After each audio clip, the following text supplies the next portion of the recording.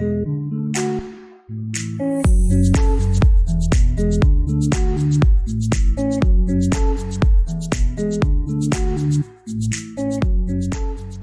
ballon qui était programmé pour le 22 juin n'est pas possible.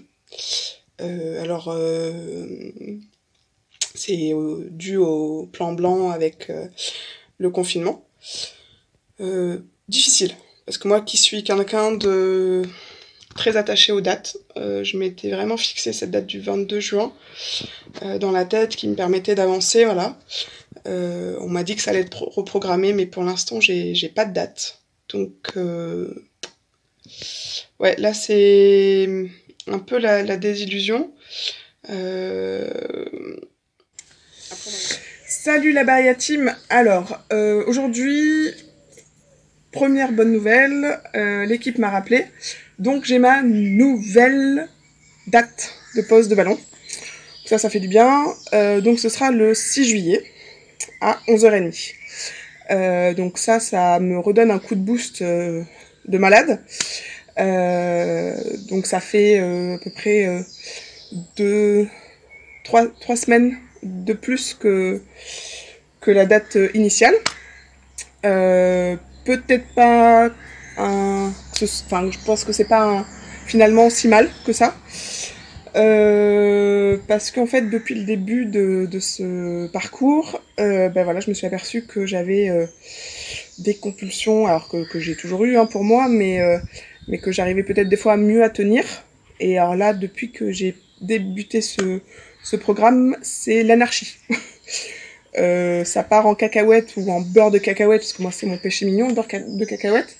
Je suis pas très pâte au chocolat, mais le beurre de cacahuète si, beaucoup. Voilà, donc c'est à coup de 3-4 glaces à 18h en rentrant du travail. À manger avant, après les repas. Au travail, à avoir besoin d'aller dans la réserve, chercher du gâteau, voilà, 5, 6, 7, 8 madeleines d'un coup. Donc ça par contre, ça m'angoisse pas mal, parce que j'ai toujours eu des compulsions, mais pas de manière aussi anarchique et puis pas aussi déstructurée entre guillemets. Comme si mon corps avait dit bon, on va acter sur des trucs forts. Donc là, on se fait plaisir, on se lâche, mais moi ça m'inquiète beaucoup. Donc je pense que voilà, ça va être le prochain point à aborder en réunion psy avec Anne-Gaëlle. Donc voilà, j'espère qu'on va retrouver des trucs et astuces, ou en tout cas des solutions pour calmer un peu ça. Parce que le but du jeu de mon ballon, c'est pas de me gaver en fait. Et c'est pas de me re-remplir et de repartir dans ce cercle vicieux. Donc voilà. Bon, on va rester sur la note positive. J'ai une nouvelle date, ça c'est cool. Et voilà, vivement le 6 juillet. Et puis je reviens vite vers vous. À plus tard. Bonjour à tous. Alors après une nuit pleine de questionnements concernant mes compulsions alimentaires, j'en ai fait part à l'équipe de la Baria Team, donc j'ai la psychologue Anne-Gaëlle qui va me recontacter pour qu'on puisse échanger, parce que c'est vrai que je commence à me poser pas mal de questions sur comment je vais réussir à les apprivoiser, ou en tout cas à les gérer, parce que depuis le début du processus, pour l'instant j'en ai beaucoup plus qu'avant, donc ça m'inquiète pas mal, je dois vous l'avouer. Je me pose pas mal de questions sur comment on va aborder ce terrain-là. J'ai eu les podcasts d'Anne-Gaëlle, et donc ça m'a fait me poser 1 milliard de questions. Donc je vous en dis plus après mon rendez-vous de vendredi avec Anne-Gaëlle. Bonne fin de journée à tous, à plus tard. Et voilà, en pleine séance de sport,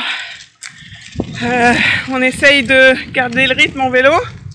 Donc on m'a conseillé d'être à 15 km à l'heure, on verra à la fin.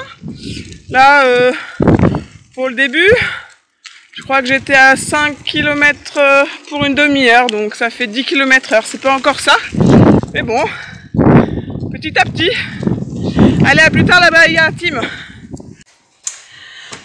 Salut la Bahia Team. Alors voilà, on vient de hier soir de faire la première réunion en visio, donc avec le groupe pour la pose de ballon.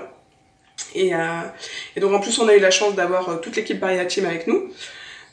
Donc il y avait Sonia, Agathe et Pierre-Yves, évidemment Angel qui était en train de driver toute cette réunion là. Alors voilà, on est trois participantes avec 3 passés et 3 histoires très différentes. Assez intense hein, cette première réunion, parce que ben voilà, on se rend compte que on a les mêmes questionnements malgré tout, même si on vient d'univers et de passés différents.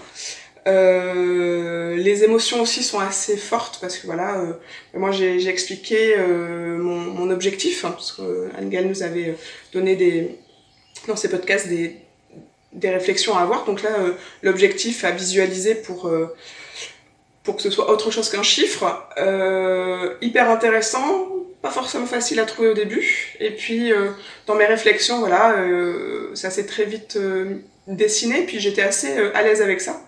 Sauf que quand j'ai dû en parler de vive voix, et ben ça a mis beaucoup d'émotions. Je me suis mise à pleurer parce que ben voilà, ça faisait sens en fait, je pense. Ça a fait écho à d'autres personnes derrière. Donc voilà, donc moi mon objectif c'est septembre 2021, reprendre la danse cabaret sur talon avec, donc c'est très précis, hein, je sais dans quelle école, je sais avec quel prof, je sais quelle tenue, je sais quelles nouvelles chaussures, donc ça c'est très important. Et puis il y a l'autre objectif qui est mon jean Levi's, voilà, dont je vous reparlerai je pense un petit peu plus tard, mais voilà, donc ça a été assez difficile au niveau émotion, mais c'était intéressant. Voilà, je pense que ça va faire encore son chemin. Là, c'est que le début, donc je pense que voilà, il va y avoir d'autres étapes sur lesquelles je vais pouvoir avancer, réfléchir. Mais bon, super premier rendez-vous, assez déstabilisant et ça a remué plein de choses. Quand je suis sortie de mon rendez-vous dans le bureau, mon conjoint m'a dit « ça va ?» Oui, ça va, c'est positif, mais ça secoue. Donc voilà, donc vivement le prochain. Donc c'est à peu près une fois toutes les 3 semaines, un mois. Donc on verra ce que ça donne la prochaine fois. À plus tard! Salut la Bahia Team. Alors, je vous avais laissé la dernière fois sur mes compulsions alimentaires qui me faisaient un peu peur, beaucoup même, je crois. Et donc voilà, j'ai alerté Angel qui a tout de suite réagi et qui m'a rappelé. On a décidé d'un rendez-vous lors d'un de mes retours de trajet de travail, voilà, pendant une bonne demi-heure. Donc elle m'a rappelé et puis on a fait le point. Donc c'est assez surprenant, je n'ai pas de compulsion alimentaire en fait. Je sais pas si c'est une bonne nouvelle. En fait, je fais du grignotage sans conscience. Donc en fait, je peux manger, mais comme j'en ai... Enfin, je me remplis, mais je ne me rends pas compte que je mange. Donc il y a des quantités assez impressionnantes qui peuvent être ingérées à ces moments-là. Donc voilà, donc là les idées et les conseils que j'ai eus, c'est voilà, essayer voilà, de m'installer à table, parce qu'on peut manger, hein, j'ai décidé de faire ce programme parce que justement c'est pas un régime. Donc on a le droit de manger, on a le droit de se faire plaisir. Et par contre il faut que ce soit en conscience, à table, il faut mastiquer. Donc, a priori ça va être un peu compliqué, on en avait déjà un peu évoqué avec mon conjoint, il trouve que je mange à une vitesse ahurissante, je finis mon repas en règle générale, lui il a pas fini son entrée, donc vous imaginez la rapidité à laquelle j'engloutis et je ne mange plus en fait, j'engloutis. Donc voilà, donc on va essayer de mettre ça en place, de mâcher. Voilà, j'avais fait aussi un petit point avec le diète qui m'avait conseillé donc pour les mastications de faire entre 20 et 25 mastications par bouchée. Ça me paraît énorme. Mais voilà, on va essayer de mettre ça en place, donc être à table, en conscience, pas d'écran, on peut avoir les collègues, mais on essaye d'être concentré sur ce qu'on mange. Et puis mastiquer, mastiquer, mastiquer, mastiquer. Et puis on va voir ce que ça donne.